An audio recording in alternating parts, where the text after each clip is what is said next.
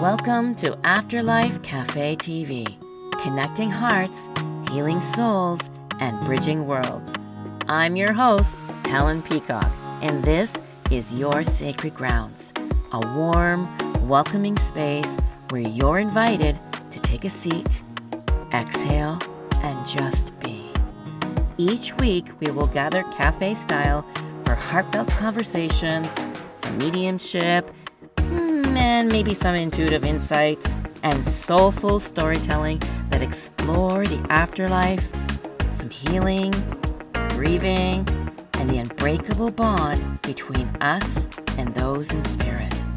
Here, laughter and tears are both welcome. Love transcends time, and spirit meets us in the most human of ways. So if you're seeking comfort, connection, or a deeper trust in your own inner knowing, you're in the right place.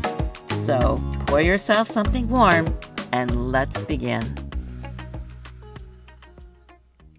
Welcome, beautiful souls. If you're new here, welcome. And if you're returning, just welcome back. And I'm super stoked with my guest today. And I'm going to start off very quickly because I know I only have 30 minutes. And this is going to be quite the story that I want my audience to listen to. And that's, if you're not familiar, I had watched a video very quickly on social media, and my beautiful friend Lindsay, I'll introduce you in just a sec, Lindsay, and she posted this video, and it was like video recording a Luna moth outside her window, and I did not know what that was. And when I first saw this, I was like, oh my God, that looks like a fairy, like beautiful, beautiful fairy. Anyhow, I had to Google it, or what did I do? No, I chat GPT it to find out what's the meaning, because that's just what I do. I like to research things. And when I found the meaning behind the Luna moth, I had to send it to Lindsay. And of course, it made total sense to her, the timing of it, the serendipity, the synchronicity.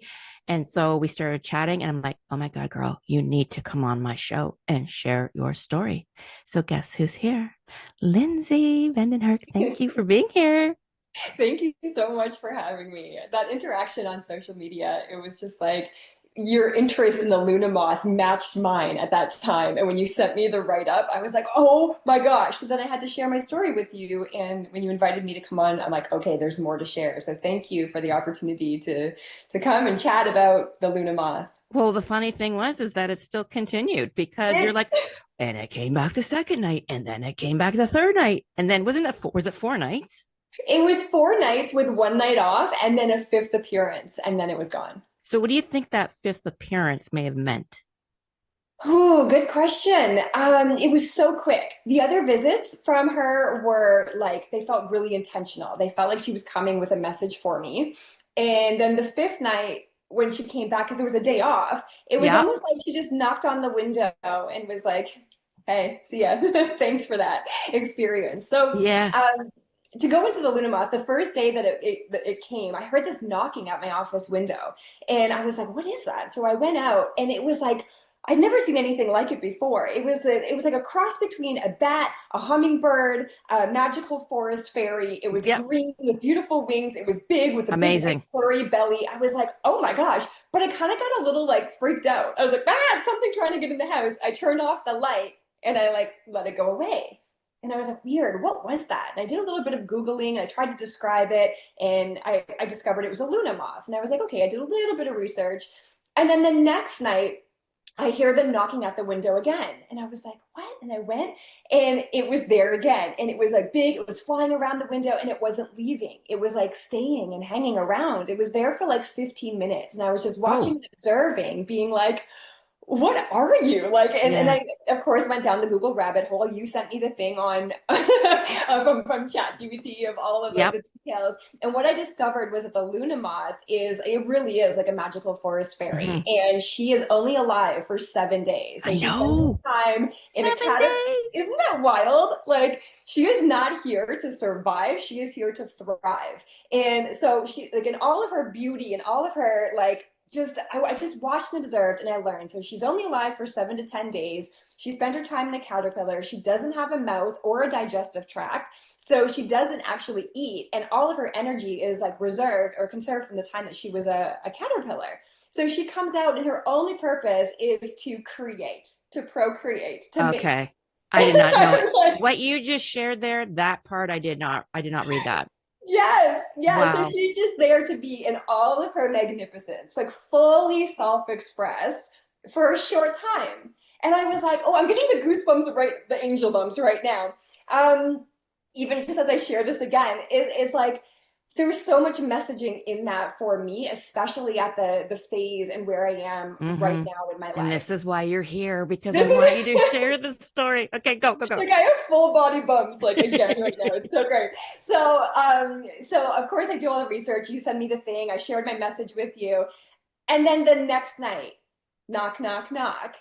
Luna is at my office door again, at my office window. So I went in and I was like, all right, like, what is it that you are coming to tell me? Because apparently these things are so rare. You don't see them. They only come out Mm-hmm. between like midnight and like the early morning hours, which is, I'm a bit of a night owl. So no one sees these things. Mm-hmm. So I'm thinking that they're really rare. And I'm like, this is like something really special. So I sat and I just watched. And again, she was there for like 15 minutes, banging at the window. She stopped and she rested. She let herself be seen.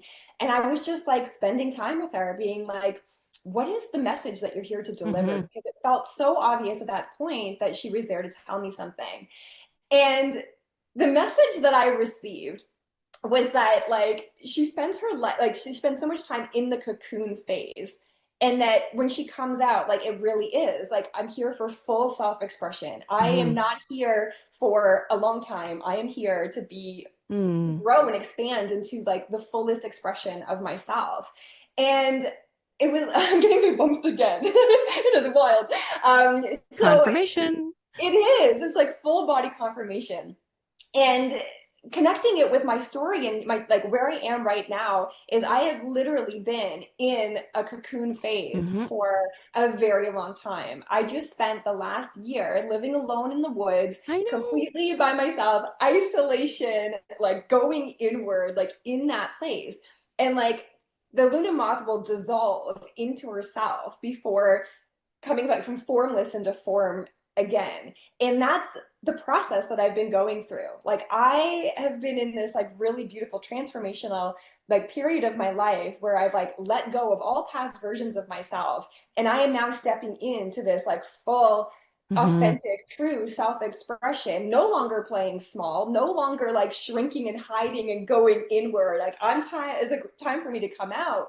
And that was her message, was that like this is what it looks like on the other side of the darkness, the other side of the discomfort of like dissolving into nothing and coming back out again.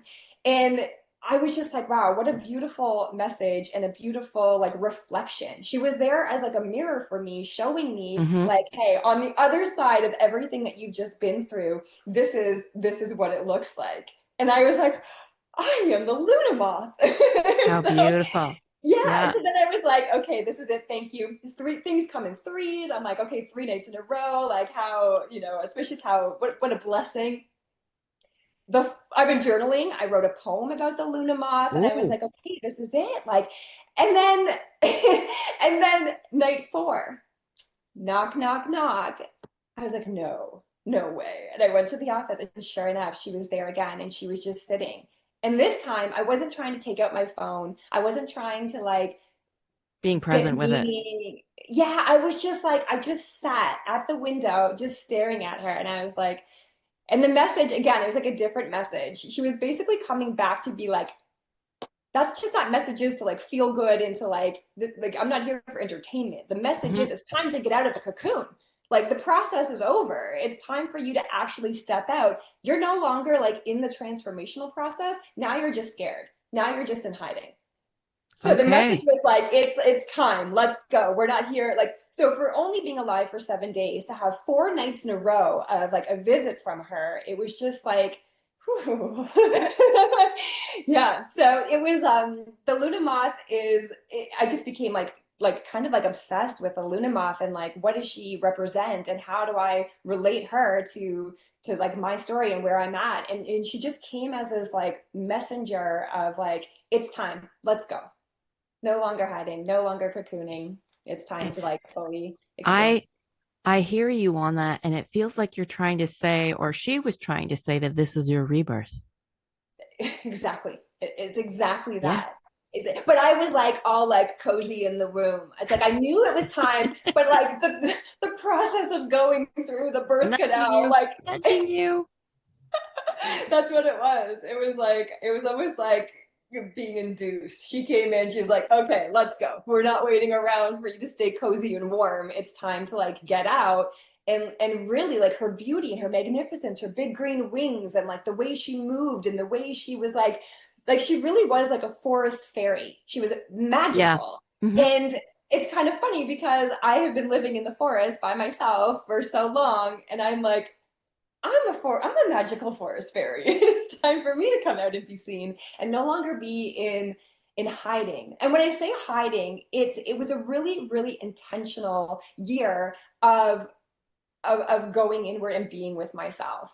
And it wasn't like hiding, it was knowing that it was time for me to go through this Hmm. transformational process that I had been in so many ways playing small. Like, you know, it's like the world told me that I was a caterpillar, and I was like, oh, okay, I need to stay a caterpillar. But there was this deeper knowing that I was here to be the Luna moth, like fully self expressed.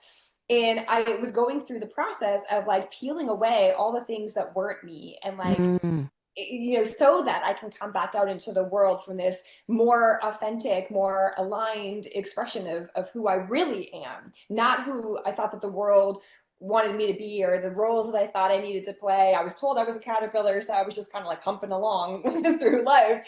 And yeah, so there's so much beautiful messaging in there, Helen. I could talk about the Luna moth Hmm. all day, and we only have a short time together. So Yeah. yeah.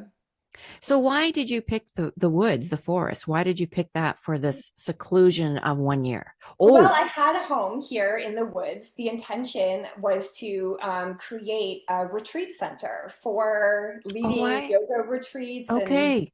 I yeah, vaguely remember that. Yeah. yeah. So we had this beautiful home on like land and it, like backs onto the woods. And, you know, we renovated, built a yoga studio. And the idea was to turn it into a retreat space. And little did I know that this retreat space that I was creating was really setting myself up for my own personal Mm, retreat. I love it. It was like such a blessing to have this home in this space to really kind of like retreat and go inward.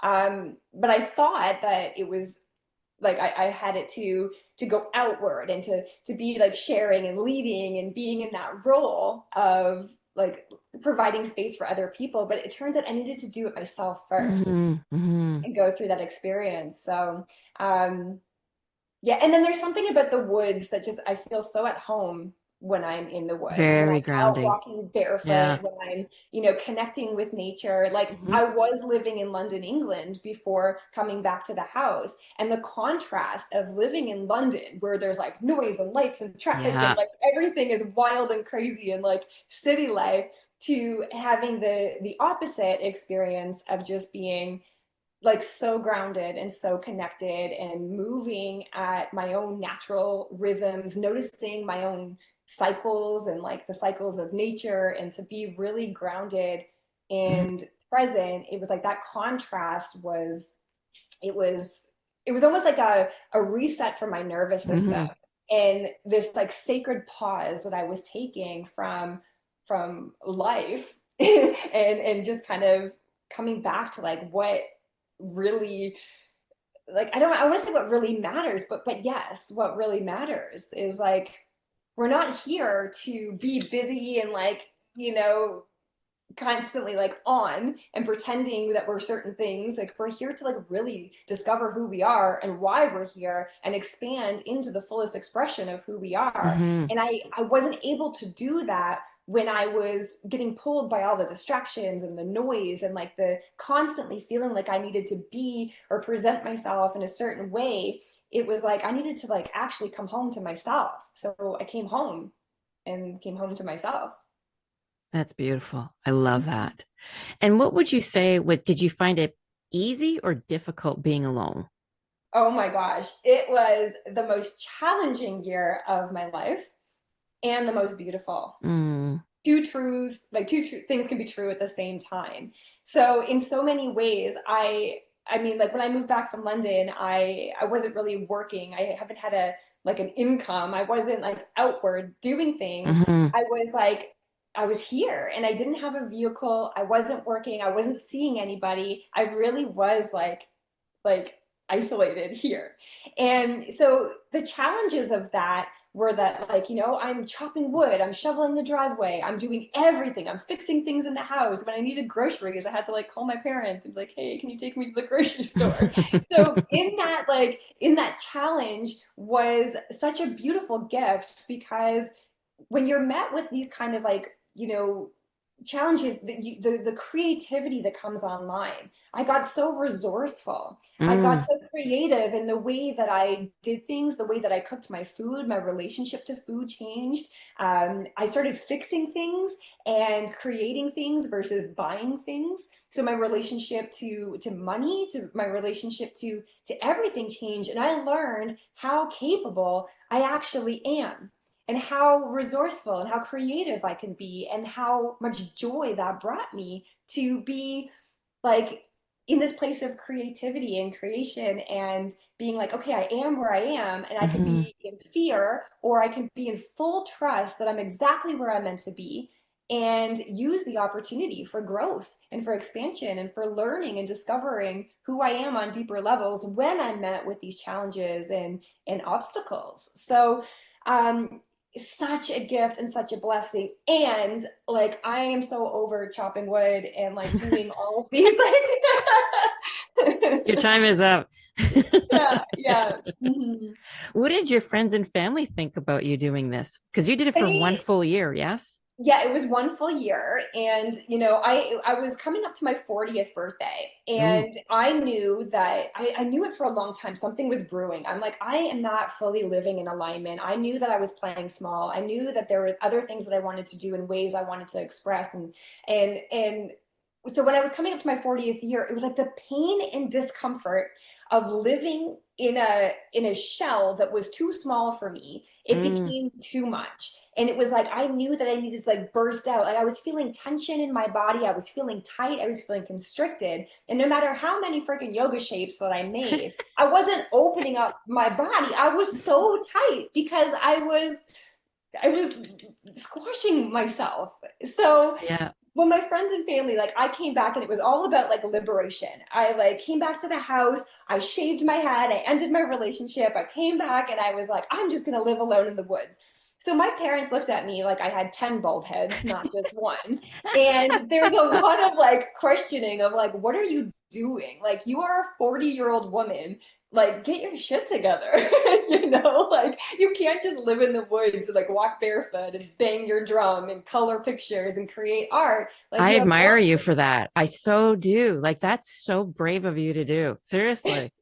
It was not only like the thank you. It wasn't just the bravery of doing something like different than other people were doing or than what's expected of me, but it Yeah. was like standing in that knowingness of who I am and what I'm here to do and learning to trust my own intuition versus the noises from other people or the opinions or the thoughts about what I should be doing and where I should be in my life by this time. Hmm. So it was like at 40 to be like, not married, without children, single, not working, no career, no money. All of that looks like I'm failing on paper when I've never felt more connected. I've never felt more rich and abundant because it's like coherence and alignment. It's me knowing who I am and knowing that money doesn't define me. My current situation doesn't mean Hmm. anything about who I am. It has been the most like powerful and most sacred reset, like a recalibration that like it's been amazing and really freaking hard.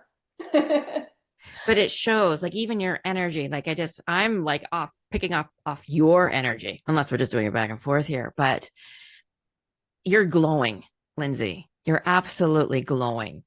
And so my next question is what, okay, so you did this whole year. Again, I think it's courageous what you did. I envy you for doing it. There's a part of me that would love to try and do that myself. You know, the longest I've ever done, I did a silent retreat for 11 days. And that was like, we weren't allowed to read, like no books, no phones, no journals, no pens, nothing. It was just you and being silent and eating good food. And you weren't allowed to talk to anyone. Right. Yeah. And then we got to go out in nature for a little bit. And I did that for 11 days, waking up at 4 o'clock in the morning. But that was the hardest thing because all you have is like just your thoughts and going inwards. And I didn't realize how much I wanted to like keep busy. Like I just like, I need to read something. I want to write Yeah. something. I've got all these thoughts. Right. And I was married at the time and I was just like so missing my family. You don't realize what you've got until you're away from it. And then it got to the point where you're going to laugh at this. It got to the point where like, I just need to read something. And I started even reading the ingredients on my dental floss. Like I had to read what was all the ingredients for all my products. I was just like, and then I'm realizing how much products I use. Like, it's just amazing how your mind just goes. But Yeah. just stepping out and being away from the world and all of the noise and all of that distraction. And people would say, well, you know, would you do it again? I said, in a heartbeat. Yeah. Absolutely in a heartbeat. You know, there's nothing to distract you, to pull you away. But to do that for a year. So Yeah. what are you planning on doing now? Now that you've went through your whole cocooning and now you're rebirthing, what do you see? What are you in alignment with now? Well, right now, it's like when we have that time in silence and stillness and solitude, celibacy, sobriety, all of these All of things. that. I also did a Vipassana in the middle of that. So That's what I did. It was that meditation. Yeah. that was the silent retreat Vipassana. I should Yeah. have. I had a Thank bit you of for. a warm up to that. But yeah, so it's like when you have that time and that space to go inward, and you're really truly with yourself, you get to know yourself on a Mm-hmm. deeper level. And like that deeper, more intimate relationship that I have with myself, which is the most important relationship I'll ever be in. It's Yes. like I now know that I can do hard things. I Mm-hmm. now know who I am on a deeper level. And because of that, it's like I've gotten back into alignment rather than like being kind of over here or being this way over here and then this way. My thoughts, words, and my actions now in alignment means that I am clear. I feel more confident. I know myself. I know my worth. And all these things that I used to feel like a little bit scattered, my energy was Mm-hmm. fragmented. Now I've come back into this place of coherence and alignment. Like, Yeah. and from nothing, like if on paper I have nothing. It's funny. But from That doesn't nothing matter. That I doesn't can matter. create anything. And like I was always trying to build something on a cracked foundation, a foundation of an old version of me. And I Mm-hmm. kept trying to do what I thought I needed to do, build a business or do whatever. But it was like the foundation was cracked. And now last year I let everything crumble. I let everything fall away. Mm. And because of that, it's like I'm from nothing, I can create anything. It's a blank canvas. So I am so excited. First of all, one of the things I called in was an opportunity to share my story because I got a lot to say after being quiet for so long. So thank you for this. But like, this is what I want to do is I want to come out. I want to share my story. I want to Mm-hmm. be like coming from this place and show people what's possible on the other side of returning to yourself. You mentioned that you wrote a poem. Do you happen to have it beside you? It's like so close. It's in my office. Please Shall I go grab go it? Oh quickly, my God. Okay. quickly. I'm coming right back. This is called being real and raw. That's what I love about this. Real and raw. Okay, okay, Share it, okay. girl. You share All it. right, we'll wrap up with the Luna Moth poem. All right. So, the magical Luna Moth. I am Luna, goddess of the moon, a magical forest fairy emerging from the darkness, dissolved into self and born again. I'm not here to survive, I was born to thrive. From formless to form, powered by source, nothing left to lose, I am free to soar and fly.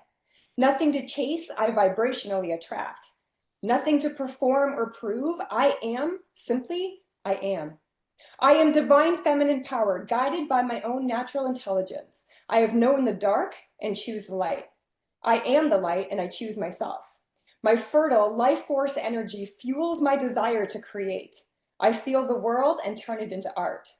And in the here and now, I am pure presence. I know my beauty, I know my worth. I'm soft yet powerful, delicate yet resilient.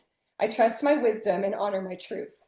I'm safe to evolve and free to be me, and I spread my wings without apology. Mic drop. Wow. Yeah. Yeah. Touch the core. I felt that. Oh. What a gift. Didn't expect the tears to come on this one. Oh, expect the unexpected. Thank you so much for sharing that, Lindsay. Like, what a beautiful story. And do you anticipate writing a book on this? Because you mention that you journaled, right? I'm wild with my journaling. I've got journals filled with nuggets like that and like experiences like that. And I have been less interested in going outward than I have been inward. And now it's like, ooh, I'm ready. I'm ready to come out and to share, the deeper truths of who I am. And I know that, like, there's an impact. It hits something with you. And I know that, like, I'm not alone in the things that I'm saying and the experiences I'm having. And if in any small way, my story of like resilience and transformation and overcoming can encourage someone to be like more in alignment with the truth of who they are, then like that is what I'm here to do. And I'm not serving anyone by staying in the cocoon. It's Luna told me it's time to come out. So here I am. Do you think you'll ever get another visit from another one? I don't need another one. Oh, yeah. I don't need another You one. don't need another one. How No. beautiful is that? Yeah. Well, I have to say this is probably one of my favorite podcasts. I have to say that. Just the energy, just the energy from you, the storytelling, so raw and real. Like you even sharing your poem, how to leave the room to go get it. That's to me as a beautiful podcast. It's just real and raw and being vulnerable and you sharing your beautiful story.